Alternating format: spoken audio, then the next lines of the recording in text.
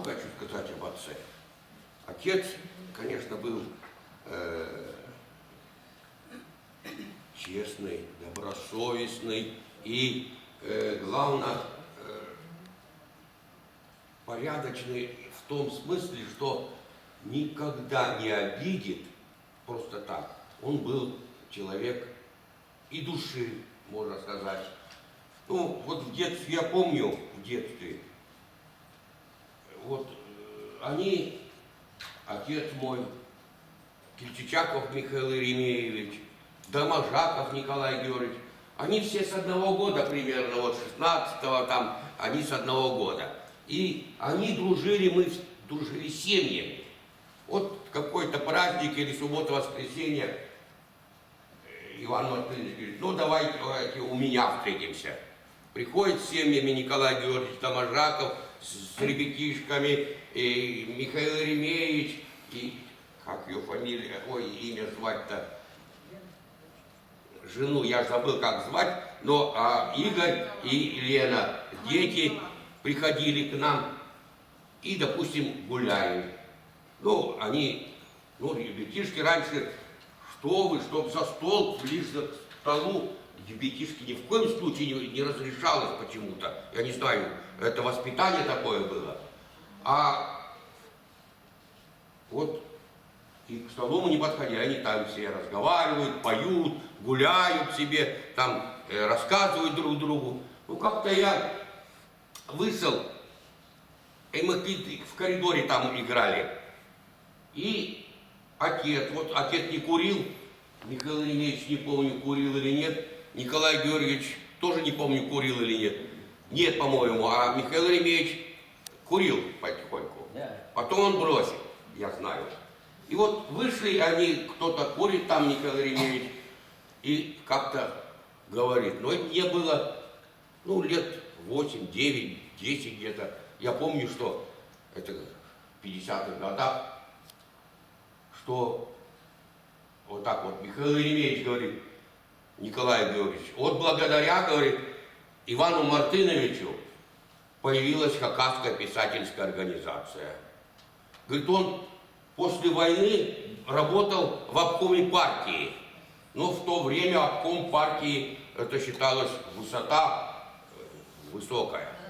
И по своим делам он где-то был в Москве или где-то по своим делам, и встретился там с писателем Фадеевым.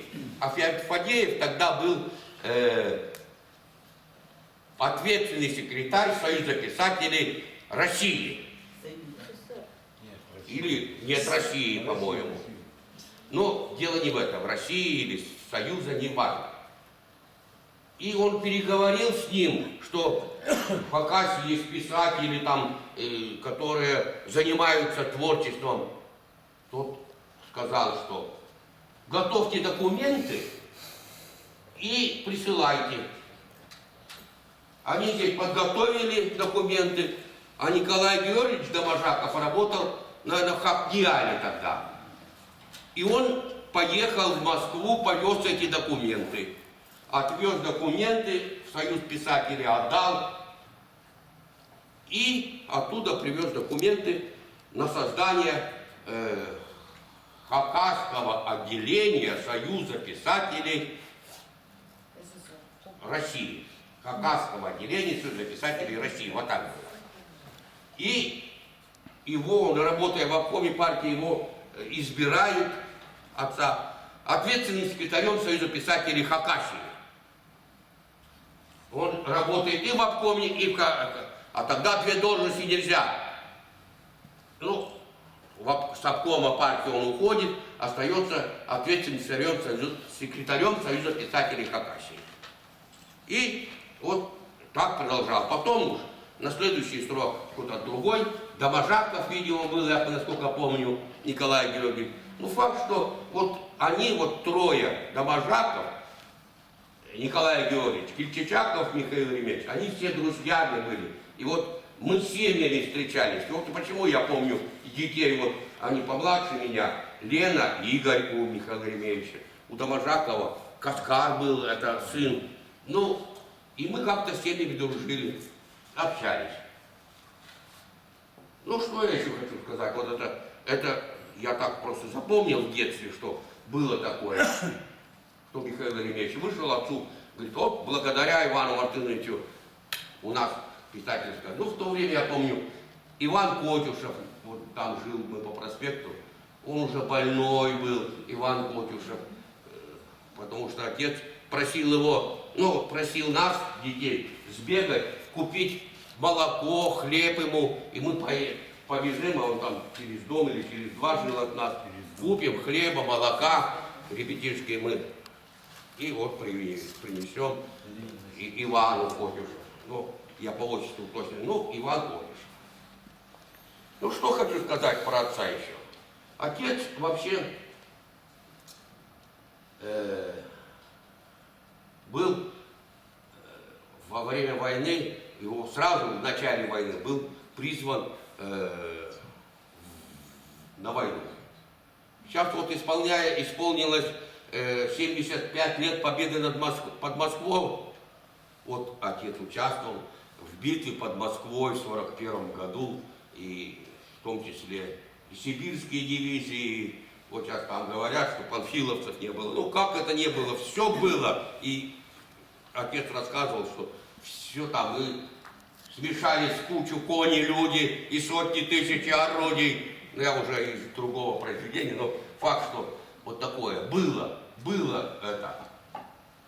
И после войны отец в войну был политруком, офицер, ну, коммунист. И его солдаты даже вот, он говорит, помню, в Подмосковье прислали к нам пополнение. Пополнение, говорит, прислали. И один ну, он на русском языке вообще говорить не мог. У него спрашивают, национальность какая? Он, Тадар. И вот у него в книжке красноармейц у того, я не помню, отец называл мне фамилию, ну где-то он с Хакасии, где-то вот. У него так и было написано, национальность Тадар. И вот ну он, видимо, не знаю, живой остался или в Подмосковье погиб тот мальчик или там юноша был.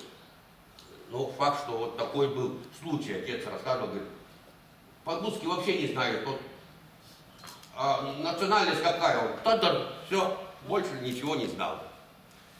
Ну и еще хочу что сказать, после войны уже появились семьи у нас, ну в смысле, вот у него родились там, я старший, Сергей Иванович, Галина Ивановна, там пошли дети пошли друг за дружкой, там 4-5 детей было. Но он приучал все время нас к спорту. И мы спортивные были. Он вот с нами наравне. Футбол, ему лет 35, 40 или под 50, ну не важно сколько. С нами наравне гоняет футбол, волейбол, в лапту играет.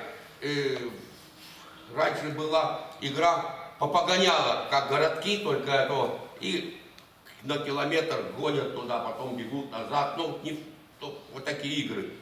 И все время вот играли в такие игры. И он все время ребятишек старал, и мы вот были тоже спортивные такие. Галя, он научил ее в шахматы играть, она достигла тоже таких, ну, кандидат в мастера спорта стала по шахматам. Ну, мы тоже маленько таких высот не добились, но все равно были рядом со спортом, мы дружили со спортом. Ну, еще что хочу сказать. Сергей Иванович там про войну больше расскажет пусть, а я коснусь, что вот рассказал, что, ну и если вопросы у вас есть, пожалуйста, у меня все. Спасибо, Владимир Иванович. Сергей Иванович.